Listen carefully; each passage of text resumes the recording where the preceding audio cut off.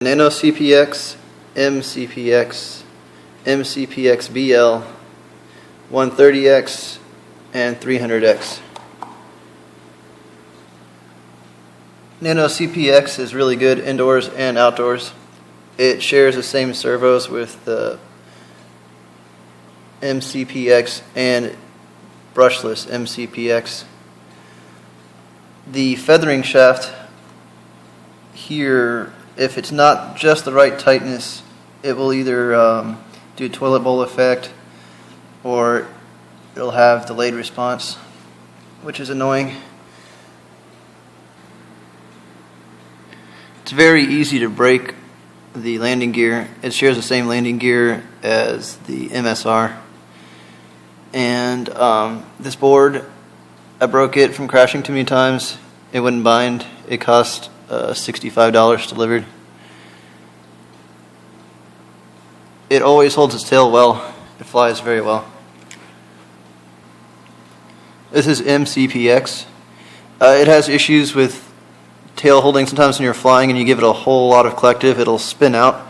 And a lot of people have got extended booms. I have an extended boom here. They're pretty cheap.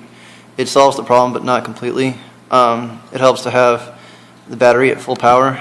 I forgot to mention for the Nano, the Nano's engine goes out pretty quick. I'm on my third engine. I get about 1 month per engine of flying every day. This one's engine lasts longer. It's bigger than the Nano. It's heavier than the Nano. It has a better head. It has no problem with the feathering shaft. Same servos as the brushless and the Nano. It shares the same gear here as the brushless. This is an aftermarket landing gear. I tend to break landing gears.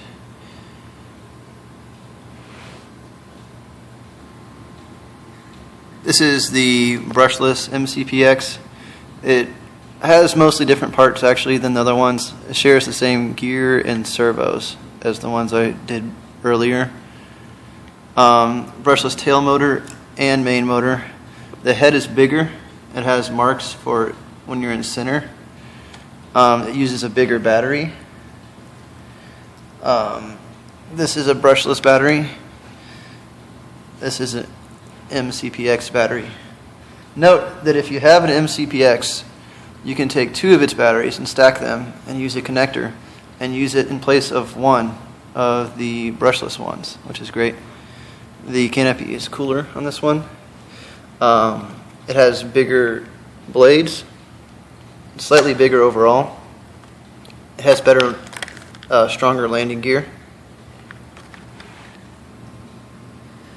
The board and the whole helicopter on this one are more expensive.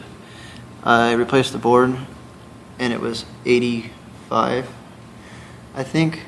I had to replace the board because it came with a broken board. I bought it used.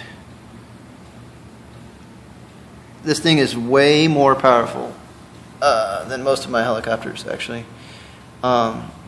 It's a very big difference from the MCPX brushed. It's so much more powerful.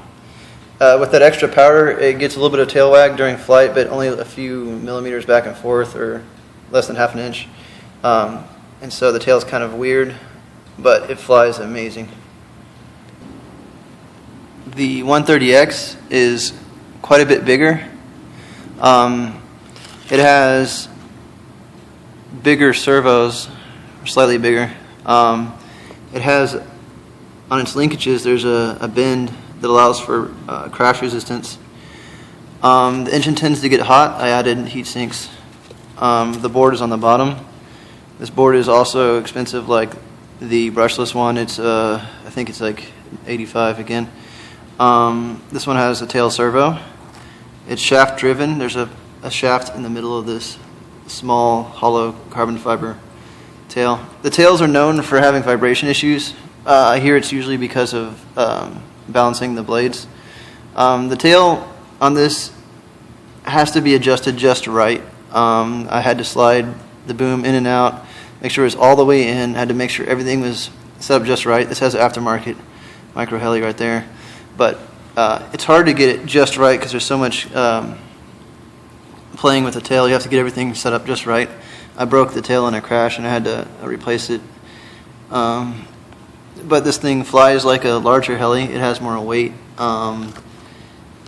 It seems like it has less power to weight ratio, or a worse power to weight ratio than the MCPX brushless, but it has a much faster roll rate and it can flip faster, I guess because of these larger servos, which is an advantage. So it's really better in large fields than most helicopters, but the brushless is better in a cul-de-sac because of its smaller size. Also, the 130X is pretty noisy, which is kind of a good thing. I like it. But I always worry about breaking the tail in a crash. It doesn't have much clearance with the ground for landing. It uses larger batteries. They don't actually have larger capacity, but they're just bigger than other batteries.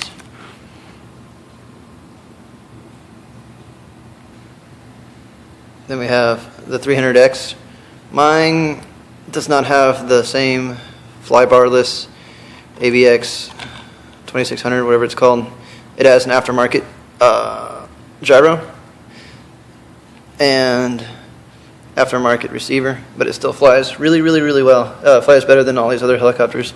It uses these small servos called 76, and it has a belt-driven tail.